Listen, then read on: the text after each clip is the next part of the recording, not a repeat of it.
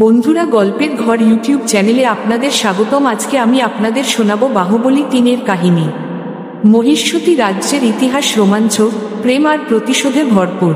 বাহুবলী ১-এ আমরা দেখি শিশু মহেন্দ্র বাহুবলীকে এক নারী নদীর স্রোতে ভাসিয়ে দেন প্রাণ বাঁচানোর জন্য। সেই শিশুই পরে বনবাসে মানুষ হয়ে বড় হয়, তার আসল পরিচয় গোপন থাকে। বাহুবলী ২-তে উঠে আসে ইতিহাসের ভয়াবহ ষড়যন্ত্র। মহেন্দ্র বাহুবলীর বাবা অমরেন্দ্র বাহুবলী ছিলেন সৎ, বীর এবং প্রজাদের প্রিয় রাজপুত্র।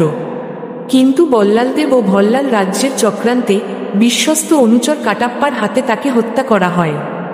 দেবসেনা বন্দী হয়ে পড়েন।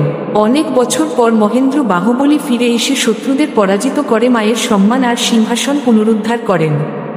এবারে বাহুবলী ৩-এ আমরা দেখতে পাব মহিষ্মতীতে অবশেষে শান্তি এসেছে। রাজা মহেন্দ্র বাহুবলী রাজ্যকে নতুন যুগে নিয়ে যাচ্ছেন।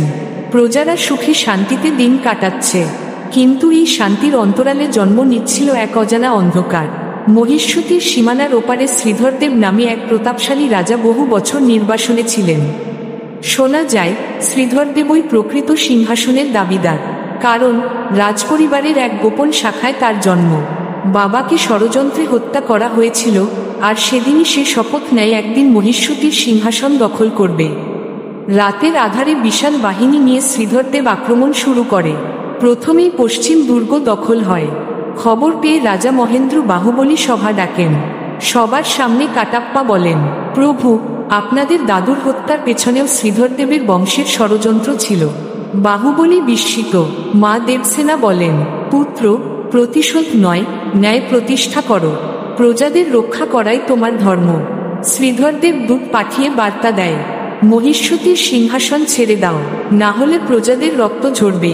বাহুবলী উত্তর দেন, মহিষ্মতীর সিংহাসন কেবল আমার নয়, এটি আমার প্রজাদের। তোমার হাতেই মাটি কোনোদিন গ্রহণ করবে না। যুদ্ধের প্রস্তুতি শুরু হয়। দুর্গম পাহাড়ের কাছে শিবির গড়ে তোলা হয়। প্রথম দিনেই ভয়াবহ সংঘর্ষ। দুর্গের প্রাচীর ভেঙে পড়ে কাটাপ্পা আবারও বাহুবলীর পাশে। হঠাৎ শ্রীধরদেব নিজের ঘোড়ায় চড়ে সামনে আসে। দুই রাজপুত্রের চোখে চোখ। শ্রীধরদেব হুঙ্কার দেয়, আজই তোর পতন হবে। তলোয়ারে তলোয়ারের সংঘর্ষ ঘণ্টার পর ঘণ্টা চলতে থাকে। শেষে বাহুবলী শ্রীধরদেবকে মাটিতে ফেলে দেন।